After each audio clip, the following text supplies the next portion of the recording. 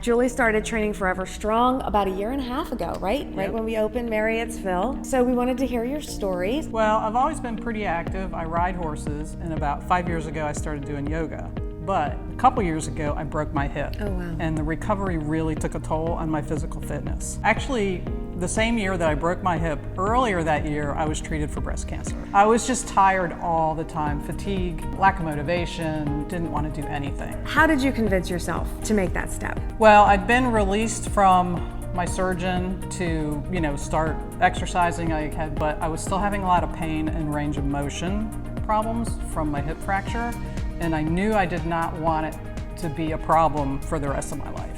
And I knew strength training was going to be the key. After talking with you, and having the tour, I knew this was the right place. How has ForeverStrong helped you? First and foremost, the physical part, I'm so much stronger. You are. And so much stronger, and it's just easier to get through my days without being totally exhausted at the end of the day.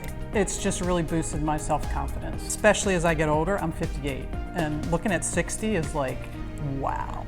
But I don't feel 58. I feel like I'm 50, which 50 was great, so. How about your horse riding? When I do ride, I'm so much stronger. My stamina is so much longer. What's your absolute favorite part of ForeverStrong?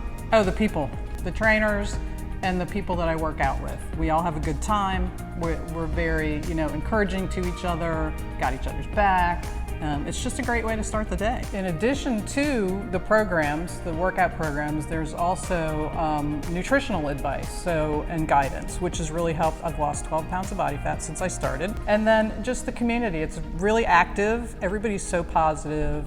We have a good time. What was your biggest fear when you thought about taking that step of joining a gym or seeking help? Initially, it was finding time in my daily schedule and then in my monthly budget. And then also it was, at that point in time, my energy level. Am I going to be able to not just crash and burn in like 3 weeks and not be able to continue? And how's it working out for you now? Oh, best decision. Yeah.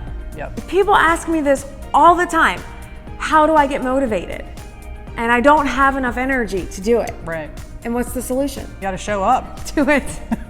And it gives it back to you. Yeah. It definitely gives it. You got to keep showing up. You won't be disappointed. Yeah, the program speaks for itself. They come and work out and they're like, I'm in. Thank you. You're very welcome.